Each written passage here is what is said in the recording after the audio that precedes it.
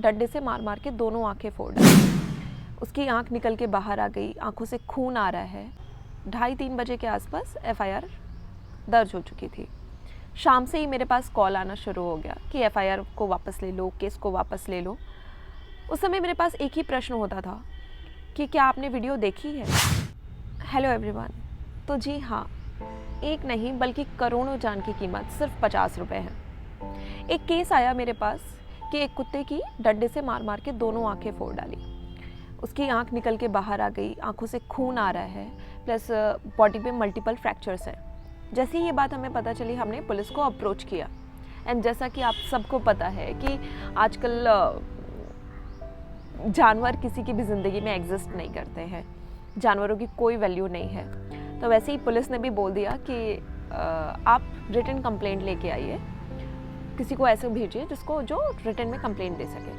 क्योंकि मैं बहुत दूर बैठी हुई थी, मैंने फ़ोन पे ही उनसे बात की और मैं 500-600 किलोमीटर के 500-600 किलोमीटर दूर थी वहाँ से।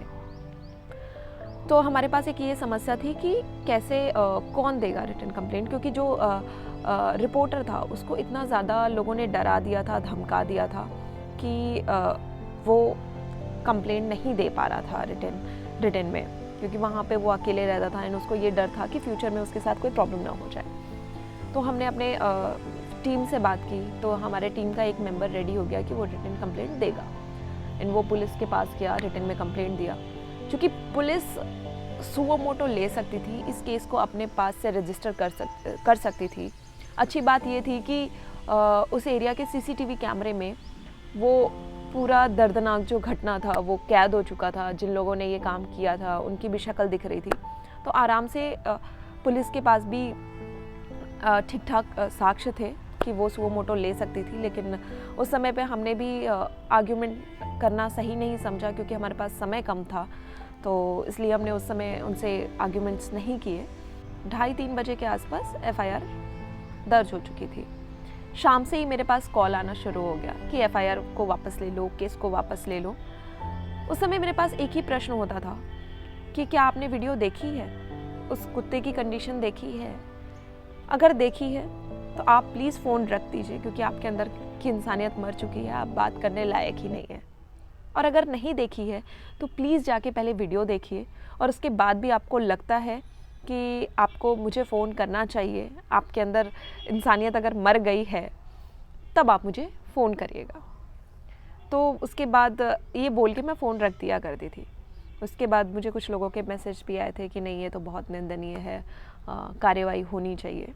तो ये 2-3 दिन तक ये सब चलता रहा, 2-3 दिन तक फ़ोन आते रहे। रिपोर्टर्स को बहुत सारे धमकियाँ मिलने लगी थी कि तुमने ही सबको बताया, तुम्हारे वजह से केस वो हुआ है। तो ये सारा कुछ होता गया। फिर प्रोसीजर फॉलो हुआ, उन लोगों को, आरोपियों को गिरफ्तार भी किया गया, चूँकि लेकिन ये सेक्शन बेलेबल होता है तो तुरंत उनको बेल भी मिल गई। एक जीव जो बोल नहीं सकता है, अपनी पीड़ा बता नहीं सकता है, अपनी खुशी नहीं बता सकता है और दिखा भी नहीं सकता है, वो जीव के साथ एक दिन ऐसी घटना होती है कि लोग उसको इतना मारते हैं कि उसकी आंख भी चली जाती है।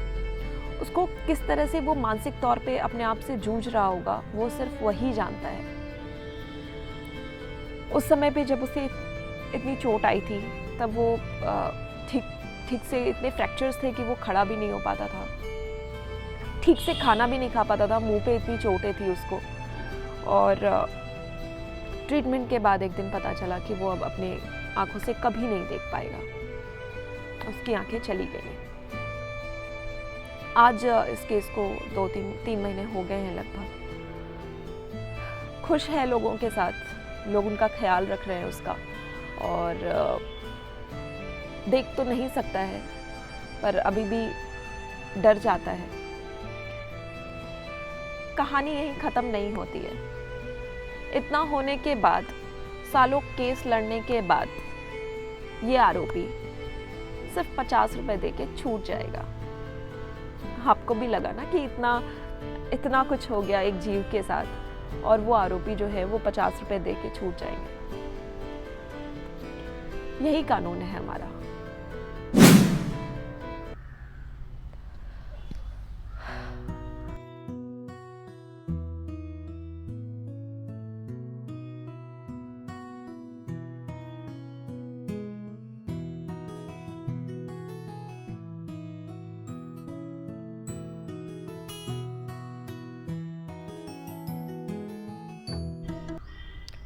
Thank you for watching and हमारे एनिमल्स को सपोर्ट करने के लिए प्लीज़ चैनल को सब्सक्राइब करें और मैं आगे आपके लिए और भी वीडियोस बनाऊंगी कि ऐसे केसेस को कैसे प्रोसीड कर सकते हैं या फिर उनके लॉज क्या क्या हैं, तो मैं ये टाइम टू टाइम आपको वीडियो में बताती रहूँगी।